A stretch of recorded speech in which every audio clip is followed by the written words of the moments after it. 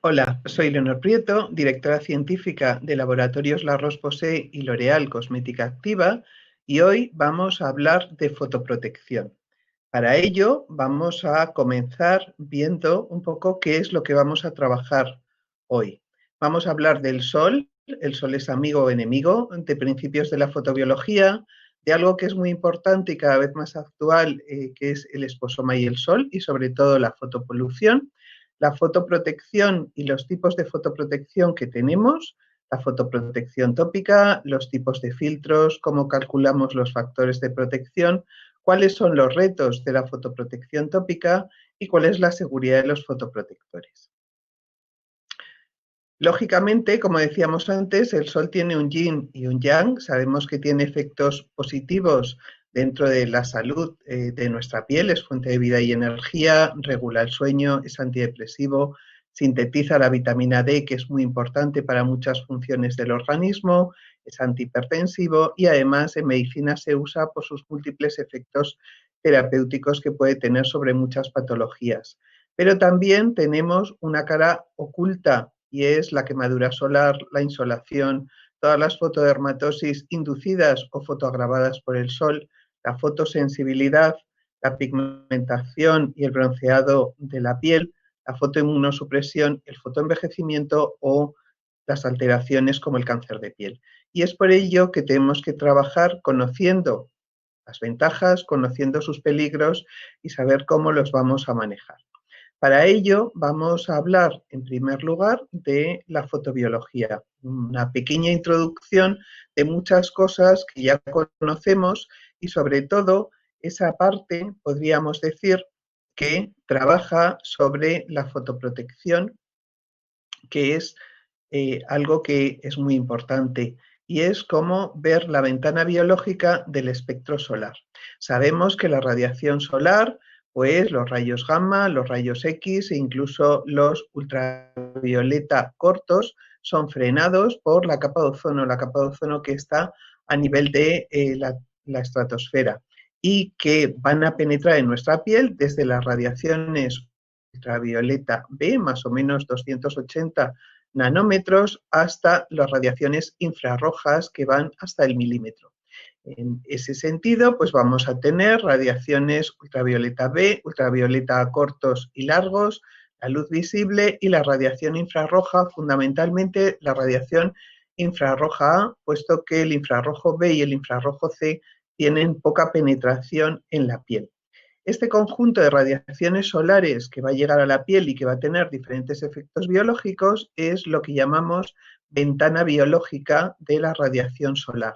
Y como vemos también, sabemos que estas longitudes de onda, a menor longitud de onda es más energética y menos penetrante.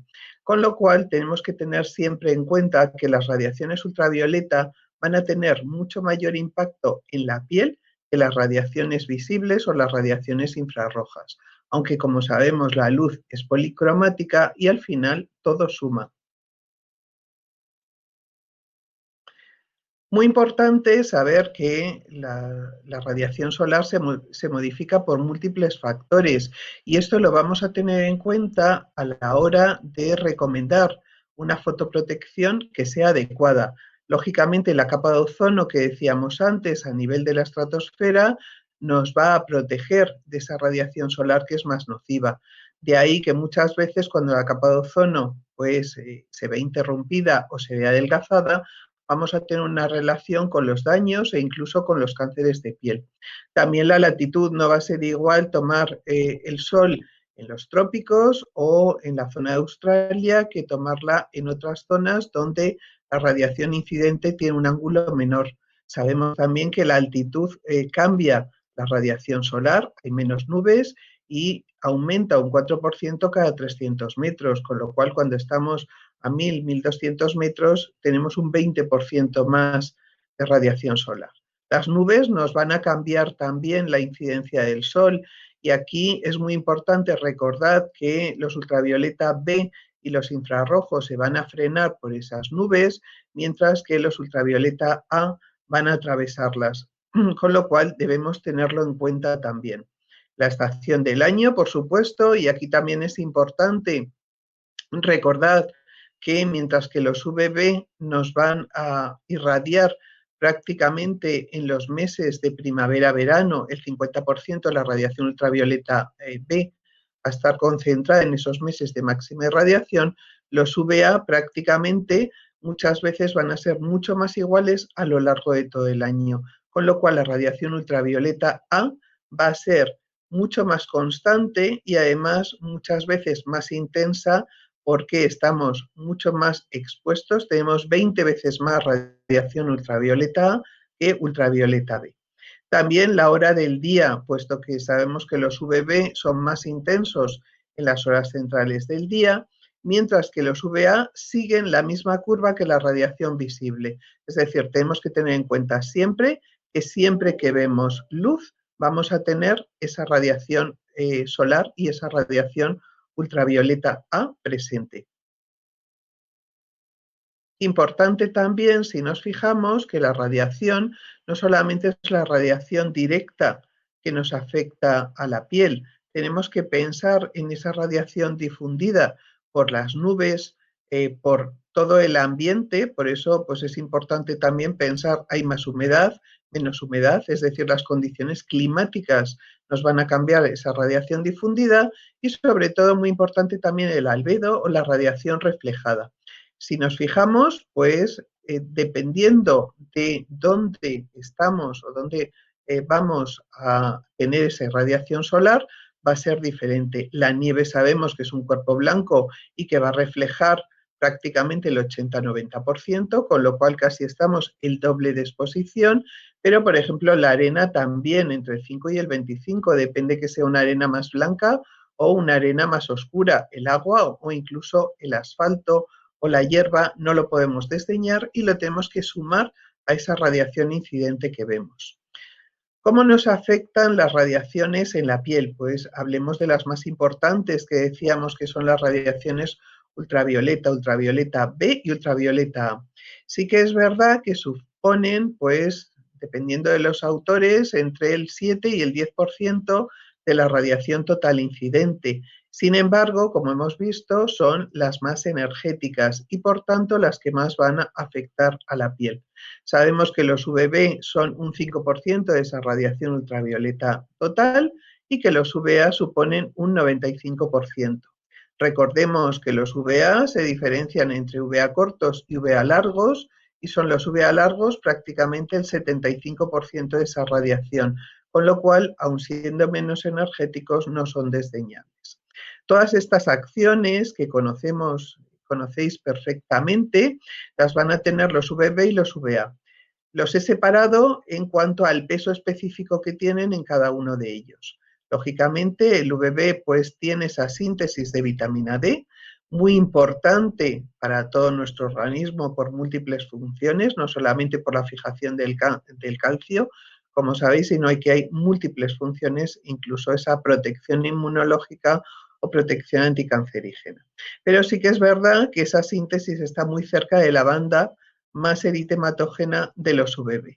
Y es por ello que tenemos que saber muy bien cómo exponernos para sintetizar vitamina D y evitar la quemadura. Por eso se dice que normalmente un cuarto de la dosis mínima eritematógena de la radiación UVB en un cuarto de la superficie total de la piel es suficiente para sintetizar vitamina D y no llegar al eritema. Por eso normalmente un fototipo 2-3 en la época de primavera, pues entre 10-15 minutos de radiación solar en las horas de más irradiación es suficiente para producir la vitamina D. Si estamos en verano, pues con 5 minutos prácticamente va a ser suficiente. El resto habrá que protegerse. ¿Por qué? Porque tenemos esas quemaduras, ese eritema, ese edema, ese bronceado y esa pigmentación permanente de la piel.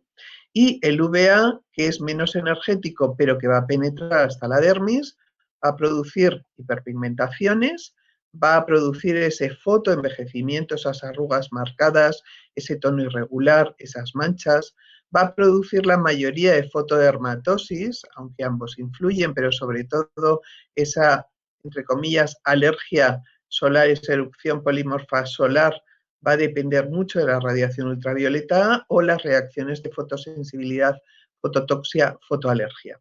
Por otro lado, también recordemos la fotoinmunosupresión, que pues, nos va a dar lugar a esa deplección de los sistemas antioxidantes que tiene nuestro organismo o los sistemas enzimáticos naturales o los no enzimáticos que asimilamos por la dieta, como es la vitamina E, la vitamina C, etc.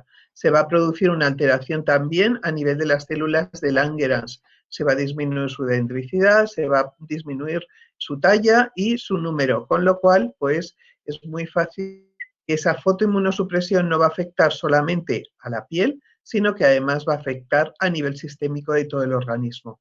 Y por otro lado, las lesiones precancerosas o el cáncer de piel, donde ambas radiaciones también, pues, van a ser las responsables fundamentales.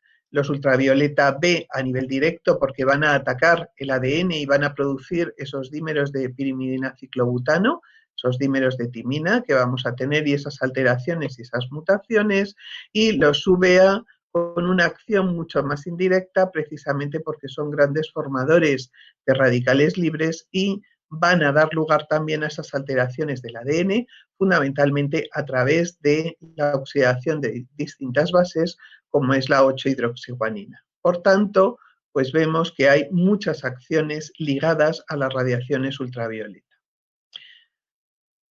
¿Qué es lo que pasa con otro tipo de radiación, que es la radiación infrarroja? La radiación infrarroja, como decíamos, pues sobre todo los infrarrojos A.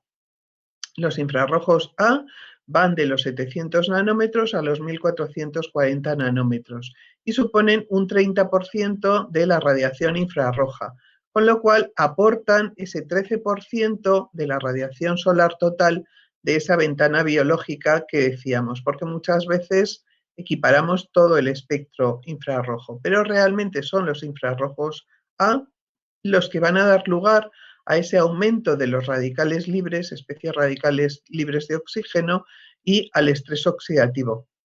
Sabéis que van a activar la expresión de las metaloproteinasas de la matriz, sobre todo la tipo 1 y la tipo 9, y esto va a hacer que se alteren las fibras de colágeno, las de elastina y la matriz fundamental de la dermis. Y por eso decimos que son contribuyentes a ese fotoenvejecimiento, porque van a coadyuvar esa potencia de los ultravioleta.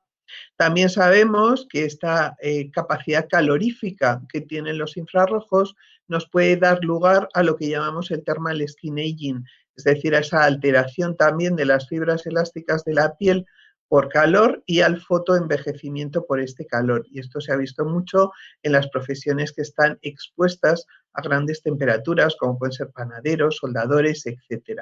Pero sí que es verdad que producen un cuarto de veces menos radicales libres o estrés oxidativo que los UVA. Por eso decimos que son coadyuvantes en este fotoenvejecimiento.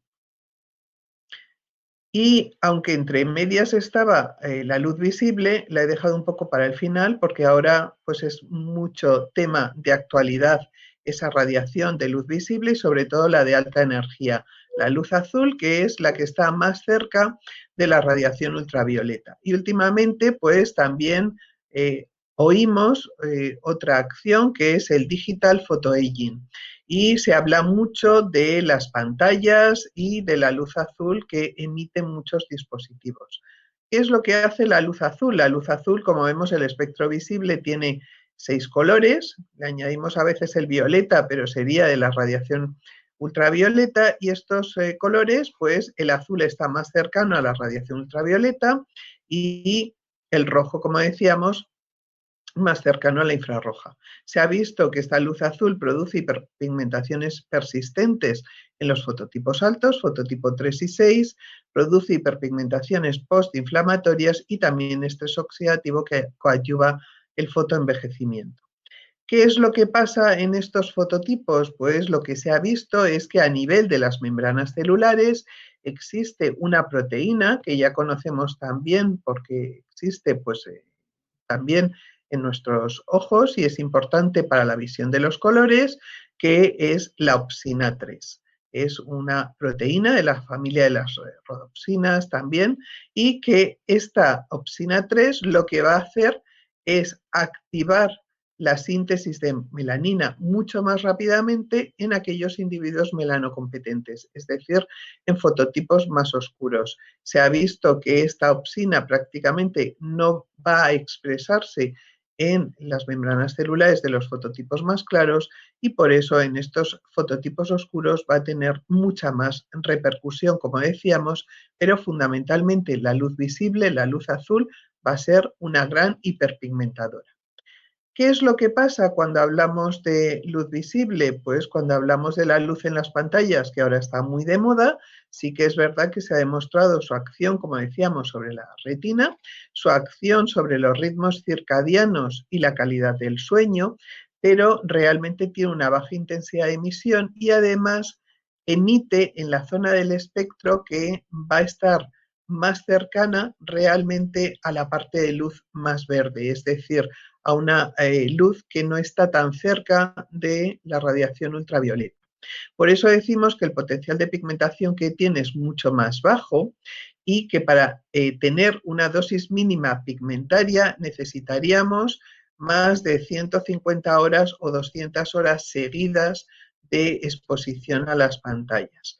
Esto el doctor Pepe Aguilera, que seguramente conocéis todos, y magnífico fotobiólogo, ha medido todos los dispositivos electrónicos y realmente pues podríamos decir que necesitamos muchas horas seguidas para realmente tener ese problema y además estas luces, como decíamos, actúan en una banda del espectro que no es tan energética. ¿Qué pasa con la luz azul de la radiación solar? Pues que es mucho más competente en este sentido porque tiene una gran emisión en la banda más cercana a los ultravioleta y es mucho más eficiente para producir esta melanina. Con lo cual en verano, pues prácticamente en las horas centrales del día, 20 o 30 minutos van a ser suficientes de esa luz visible para conseguir una mínima dosis pigmentaria y por tanto va a coadyuvar mucho en las hiperpigmentaciones o en el fotoenvejecimiento, ayudando a los UVA y a los infrarrojos que decíamos. Por tanto, va a ser muy importante protegerse de esta luz azul, pero sobre todo cuando nos exponemos fuera de casa, mucho más que cuando pensamos me voy a poner un protector porque estoy utilizando un dispositivo electrónico y luego no nos preocupamos de ponernos un protector cuando salimos a la calle diariamente. Por eso es importante relativizar.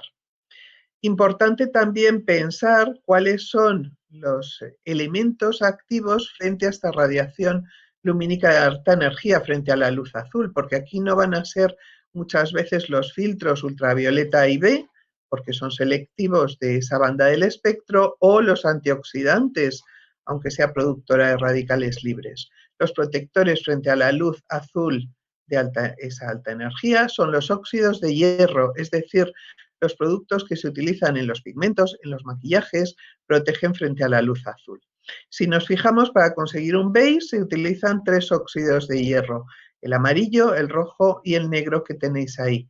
Amarillo y rojo nos van a dar esos beige, como veis en la diapositiva, el negro nos va a añadir color y si nos fijamos en la parte izquierda, pues podemos ver cómo absorben estos pigmentos la radiación y cuanto más oscuro es el tono, más va a absorber. Con lo cual, los activos más importantes de cara a la radiación visible es prescribir una fotoprotección que lleve color, bien un fotomaquillaje o un producto fotoprotector con un color.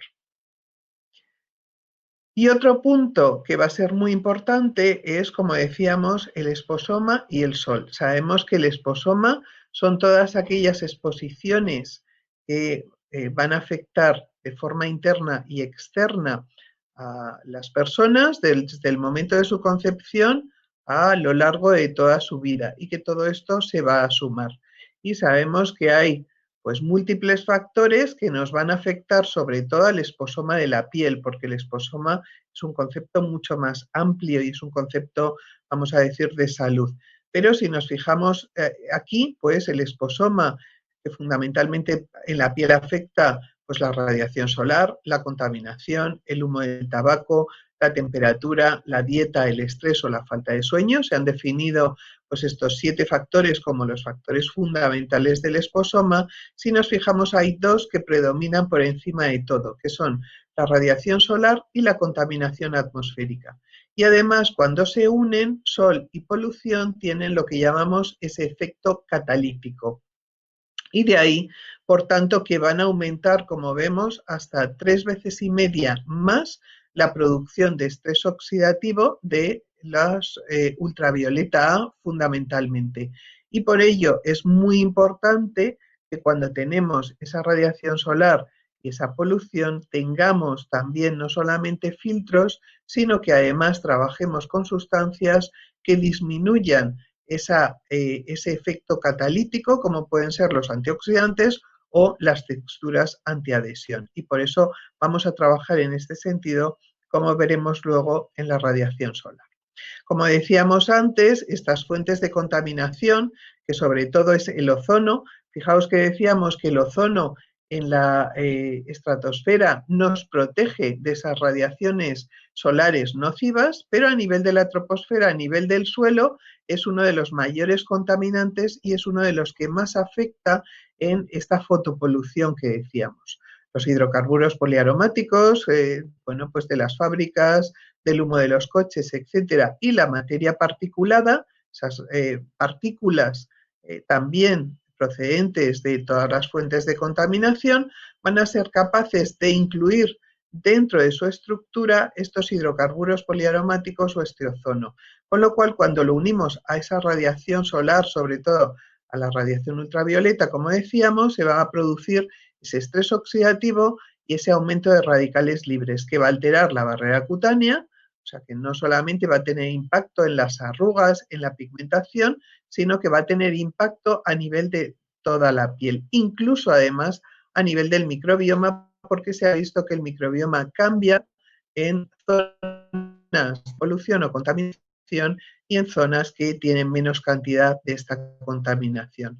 Por tanto, vamos a tener arrugas acentuadas, hasta un 20% más de léntigos o muchas veces de melasmas y un tono apagado en la piel. Por eso va a ser importante protegernos.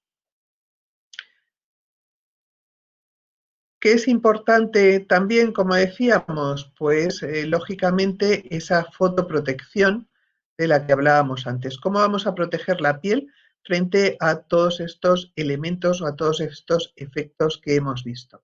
Pues lógicamente hay muchos tipos de fotoprotección. La fotoprotección va a ser una fotoprotección natural, física, tópica y oral, y además un consejo que sea o que dé elementos que nos permitan disfrutar de esos efectos beneficiosos del sol, evitando al máximo los riesgos.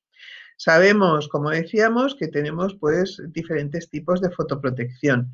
La fotoprotección natural, esa formación de melanina y de otros pigmentos que nos va a dar los fototipos y que va a proteger en parte nuestra piel. Sabemos que la melanina de los fototipos oscuros va a ser mucho más competente en este sentido y que la raza caucásica, pues prácticamente nuestra melanina no protege.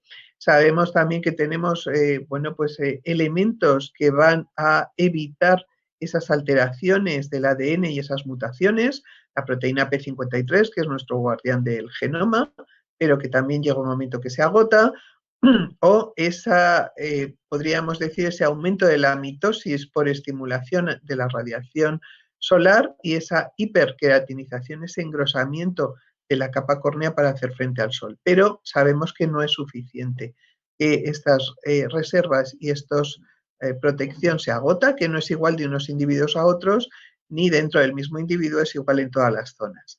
La fotoprotección física, el uso de sombra, sombrilla, el uso de ropa o el uso de gafas también va a ser una de las protecciones más importantes. La protección oral, el uso de vitaminas, de antioxidantes, de probióticos y de diferentes elementos que van a aumentar y a evitar esa deplección de los sistemas antioxidantes enzimáticos y no enzimáticos, pero que siempre va a ser un complemento a la protección tópica, que es el uso de productos solares o de fotoprotectores, que es la medida más importante de fotoprotección, sin olvidar que tenemos el resto que va a coadyuvar.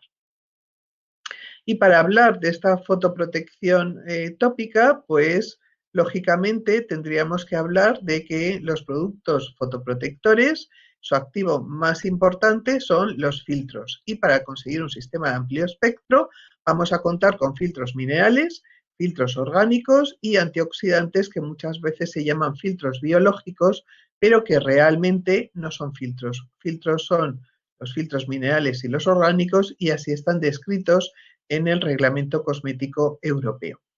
Los filtros, como decíamos muy rápidamente, los conocéis. Los filtros minerales fundamentalmente actúan por reflexión, por eso muchas veces se han llamado pantalla. Sí que es verdad que cuando micronizamos los filtros y los hacemos más pequeños para que sean más cosméticos, para que no dejen blanco, pues nos vamos más a que trabajen más como un filtro orgánico, trabajen más por absorción.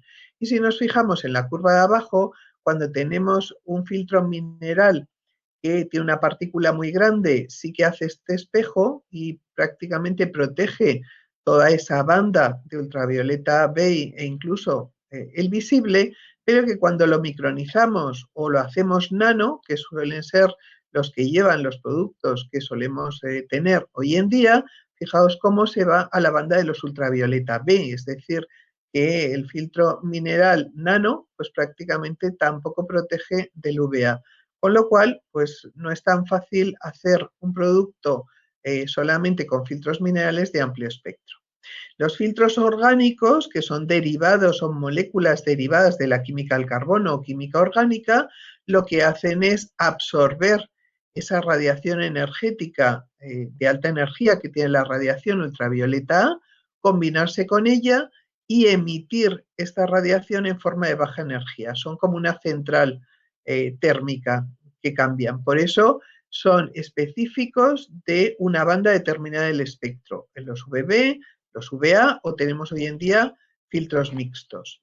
Aunque en principio tuvieron problemas, porque el problema de los filtros hace muchos años, podríamos decir hace casi 90 años que se empezaron a fabricar los primeros filtros, y era que no eran fotoestables y daban subproductos que se quedaban en esa fase excitada y no pasaban esa fase fundamental otra vez, o esa fase donde no había problemas. Y estos productos en fase excitada, pues no solamente no eran fotoprotectores, sino que eran fotosensibilizantes. Esto hoy en día ha cambiado. Los filtros que tenemos hoy en día son seguros y son productos que podemos utilizar con mucha más seguridad de lo que había antes. Entonces, pensemos que los filtros hoy en día, tanto minerales como orgánicos, tienen un margen muy amplio de seguridad.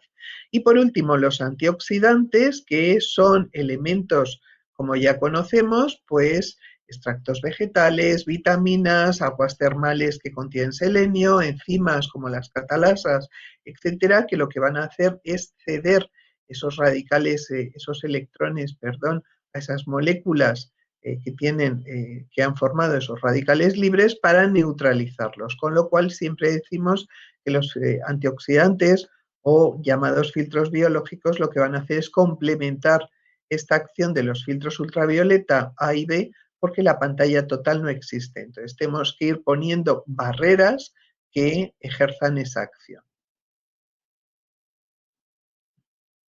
Los métodos de fotoprotección, pues también los conocéis.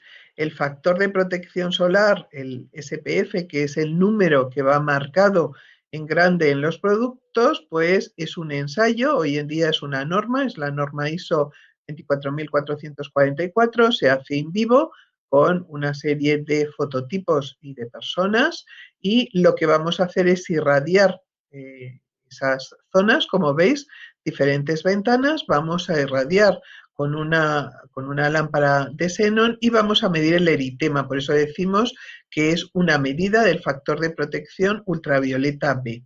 ¿Qué es lo que vamos a hacer? Pues ver dónde se produce el primer eritema de bordes definidos en la zona que no hemos protegido, y ver dónde se produce o con qué cantidad de energía se produce un eritema de bordes definidos en la zona protegida con el fotoprotector. Y eso es lo que vamos a calcular con el SPF. La dosis mínima eritematógena será esta radiación que produce este eritema. Y la dosis mínima eritematógena con fotoprotector y sin fotoprotector, ese cociente es el que nos da SPF. Es decir, por ejemplo, si he necesitado pues 10 milijulios por centímetro cuadrado de piel para producir una dosis mínima eritematógena, sin fotoprotector y 100 cuando utilizo un fotoprotector, pues 100 partido 10 sería igual a 10, es decir, el factor de protección sería 10. Es decir, me va a multiplicar 10 veces la energía a la cual puedo estar expuesto. A veces esto lo extrapolamos a tiempo, ¿de acuerdo? Y hay a veces corrección, pero tenemos que tener en cuenta que el extrapolarlo a tiempo se puede hacer cuando la luz es una luz constante, como es en un método de laboratorio. Cuando la luz es variable, tenemos que tener en cuenta todo lo que hemos visto, que no es igual estar expuesto a las 10 de la mañana que a la hora de mediodía, que no es igual en el trópico o en ciertas zonas. Entonces, que no es igual estar tomándolo en la montaña, en la nieve, a pie de playa o en zona urbana. Por eso siempre tenemos que tener en cuenta más que tiempo, que es una medida orientativa y que vamos a tener que aumentar el factor de protección cuando aumentamos esa exposición a la radiación solar, tenemos un problema específico, una determinada edad o un determinado problema para elegir el factor de protección más adecuado. El factor de protección UVA, como veis, es otro método de medida distinto. Se puede hacer por el método PPD in vivo, que sería, como veis, con lo que llamamos la mínima dosis pigmentaria. Es decir, aquí, en vez de ser la reacción de endpoint, el eritema, va a ser la pigmentación inmediata que producen los UVA. Entonces voy a ver con cuánta dosis produzco esa hiperpigmentación que se mantiene y con cuánta dosis cuando protejo la piel necesito para producir la misma pigmentación. Y voy a establecer también ese cociente, ¿de acuerdo? Mínima dosis pigmentaria con y sin fotoprotector, ¿de acuerdo? También lo puedo hacer hoy en día por un método, por la norma ISO 24443, como veis, que es un método in vitro, y luego hay un factor de corrección para poder igualar el PPD con el método in vitro, porque la numeración no sería la misma, con lo cual tenemos que saber si el producto ha sido medido por uno o por otro. Esto, como vemos, pues no es sencillo y además, como sabemos, el SPF está homologado, pero el UVA hoy en día pues no es de declaración obligatoria, incluso no está homologado en Europa. Hay una recomendación europea, como veis, de poner diferentes categorías, 6 a 10 bajo, 15 a 25 medio, 30 a 50 alto y 50 más muy alto, para evitar poner numeraciones que nos den lugar pues a veces a error y pensemos pues que un 100 es el doble de un 50 o la gente pues muchas veces lo que piensa es que el 30 o el 50 es el porcentaje. ¿De acuerdo? Y muchas veces vamos a ver que por encima del 50 más, que son aquellos productos de SPF superior a 60, ¿de acuerdo? Si es 50 tengo que numerarlo con 50, pues se pone ese 50 más. Y también habréis visto a veces ese UVA encerrado en un círculo, porque esto establece que hay un equilibrio entre el factor de protección UVB y el factor de protección PPD o in vitro, como decíamos antes. Porque el PPD va a ser aproximadamente un tercio del SPF, la numeración, para que consideremos que está equilibrada. Por ejemplo, un factor de protección 50 más debería tener un PPD 20 o superior para estar equilibrado, porque sería 60 dividido por 20 es igual a 3.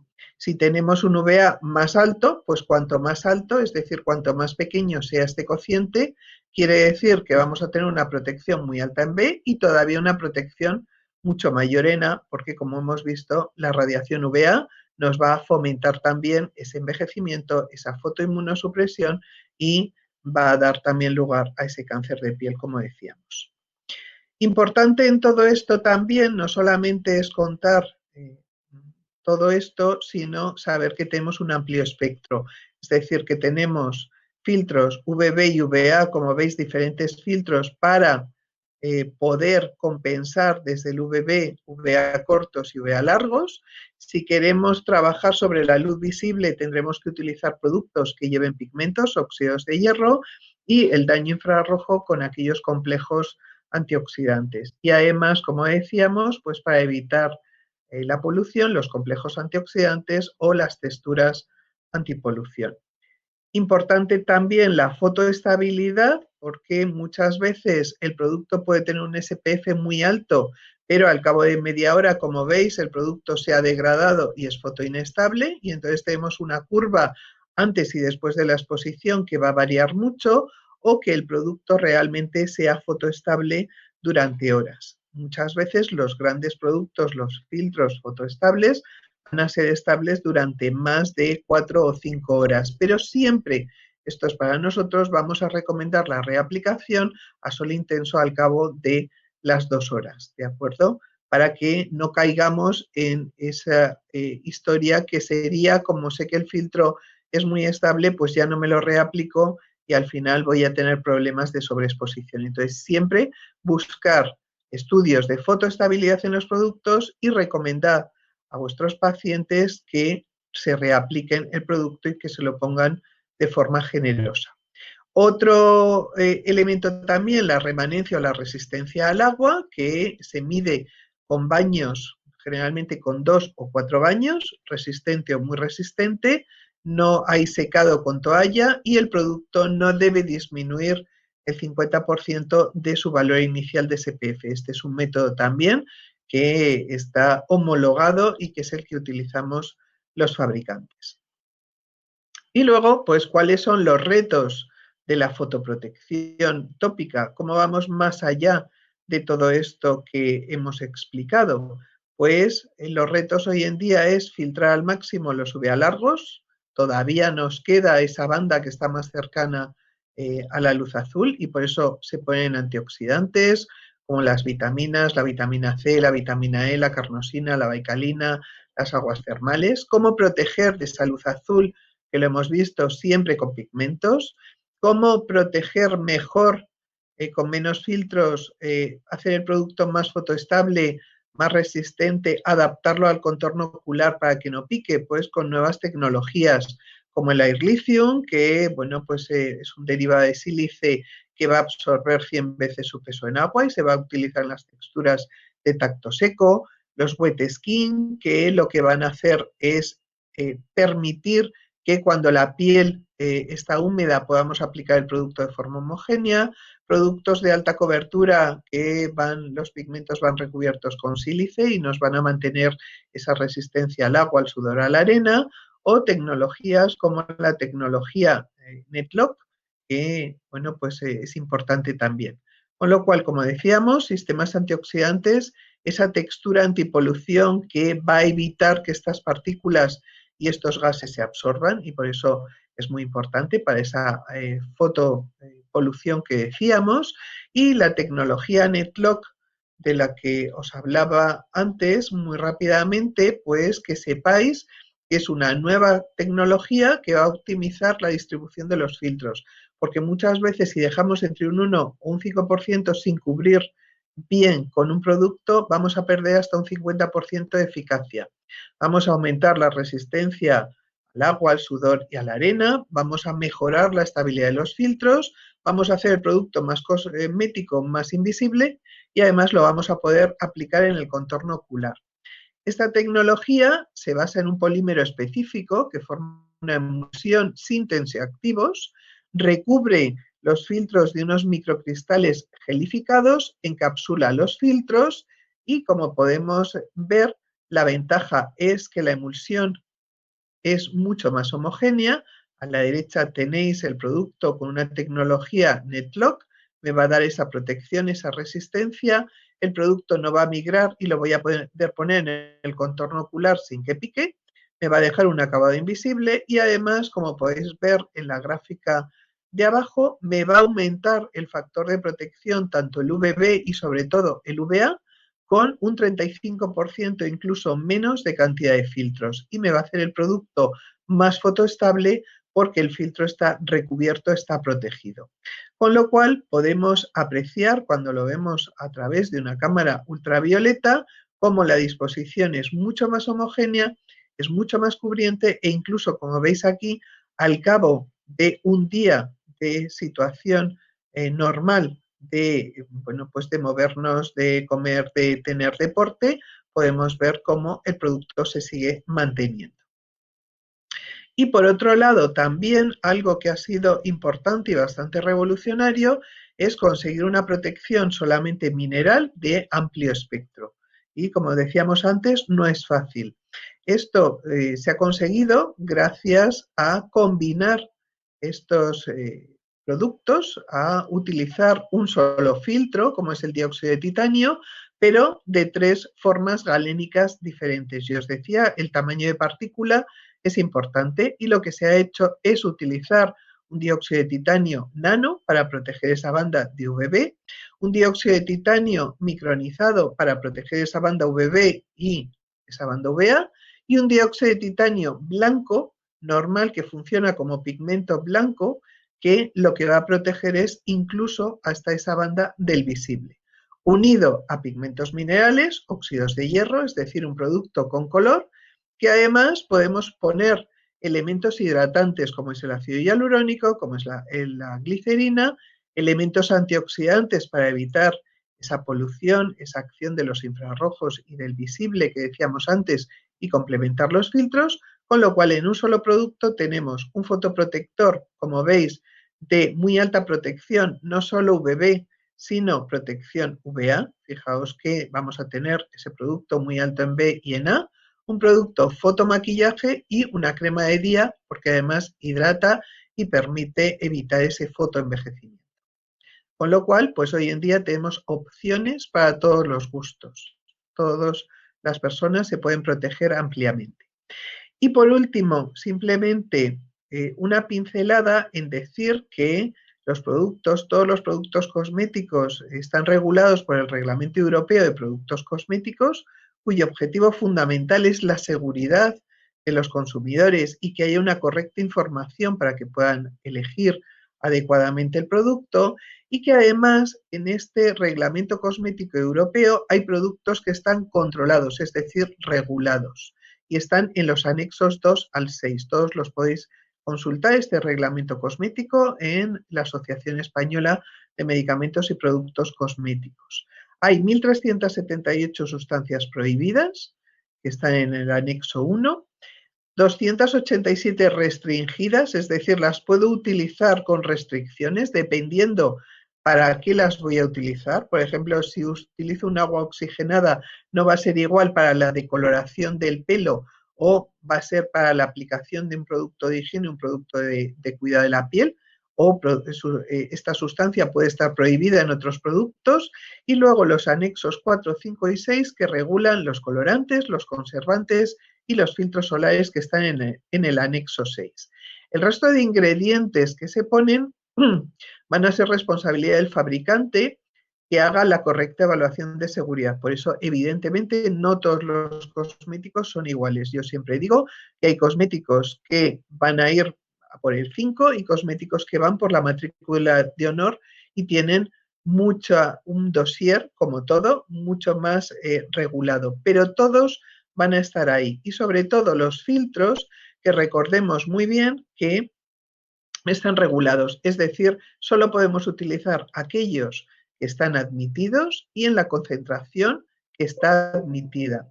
Y aquí además hay un comité científico independiente, es decir, hay un grupo de expertos de reconocido prestigio que es independiente, que asesora a la Comisión Europea y que establece qué productos van a ir en estos anexos para su uso seguro. Si no hay una certeza suficiente, si no hay una documentación científica que soporte cada uno de los productos, este comité va a decidir que el producto no se va a utilizar. Es decir, la ausencia de información sobre vamos a decir, sobre la toxicidad de un producto, no vale. Tenemos que garantizar la perfecta tolerancia. Y por eso el Reglamento Cosmético Europeo es dinámico. Es decir, hoy tenemos 30 filtros admitidos, pero que muchas veces hay filtros que se van a eliminar u otros que se van a introducir. Por ejemplo, la benzofenona 3, la oxibenzona, se ha eliminado del Reglamento Cosmético Europeo y, sin embargo, hace unos años se introdujo el óxido de zinc como un filtro físico nuevo, porque aunque a veces se utilizaba, no se utilizaba como filtro tal cual, y hoy en día está aceptado y está introducido. Entonces, que lo tengamos claro en este sentido. Simplemente lo podéis consultar. Aquí tenéis un pequeño ejemplo de cómo está definido el producto, su nombre comercial, la concentración y también las condiciones en las cuales lo puedo utilizar. Por ejemplo, pues un dióxido de titanio nano no lo puedo utilizar en productos como pueden ser brumas que se pueden aspirar, porque ahí podría haber problemas, pero en una crema lo puedo utilizar perfectamente. Entonces, que sepáis que es muy importante en este sentido saber que los filtros solares están regulados, sobre todo porque luego oímos muchas cosas que no están contrastadas o oímos ciertos temas que realmente no están soportados por una base científica. Con lo cual tenemos que pensar que todos están regulados, los filtros orgánicos y los filtros minerales, como decíamos antes. Por tanto, como hemos visto, pues la radiación solar va a tener un yin y un yang, va a tener muchos efectos que tenemos que conocer. Tenemos que conocer cuáles son las medidas de fotoprotección y dentro de estas los fotoprotectores que tienen que garantizar esa protección de la piel de todo el espectro. Tienen que garantizar muchas veces también la innovación. Yo siempre digo que el mejor fotoprotector es aquel que utilizamos y por eso tenemos que garantizar no solamente con la buena formulación, sino con las texturas que se adapten a la piel, que no piquen los ojos, que sean resistentes al agua, al sudor, a la arena o a la actividad que vayamos a realizar, que sean invisibles y que tengan un respeto también, lógicamente, por el medio ambiente, que es por lo que todos trabajamos también hoy en día. Por tanto, tenemos que buscar protección para todas las pieles, niños, adultos, y por eso tenemos productos específicos, productos para aquellas personas más sensibles o que tienen unas determinadas patologías, productos para cualquier actividad, es decir, en función de la actividad puedo cambiar el producto y pensar que la fotoprotección tiene que ser a lo largo de todo el año, tanto protección urbana, si hago deporte, si voy a la playa, si voy a la montaña. Lógicamente, como decíamos, adaptar las texturas y tener cada vez más el respeto por el medio ambiente que se hace. Tenemos texturas que son respetuosas y se hacen muchas determinaciones y se trabaja y se investiga y se innova también en este sentido. Por ello, también deciros para acabar que es muy importante todas las medidas de fotoprotección, pero tan importante como todo esto va a ser adaptar el consejo. De nada sirve tener un buen fotoprotector si no tenemos y contamos con ese consejo experto que van a hacer los profesionales de la salud. Y por eso es muy importante conocer la fotoprotección, conocer los fotoprotectores, evidentemente, pero recomendar el mejor consejo y seguir incidiendo en todos esos consejos que a veces pensamos que todo el mundo los conoce, pero que todavía estamos muy lejos. Muchas veces, como decía Unamuno, los conocimientos los tenemos, pero en las creencias está. Entonces, nadie mejor que vosotros para dar siempre el mejor consejo, el mejor fotoprotector, la mejor exposición para beneficiarnos del sol con los mínimos riesgos. Muchas gracias por vuestra atención.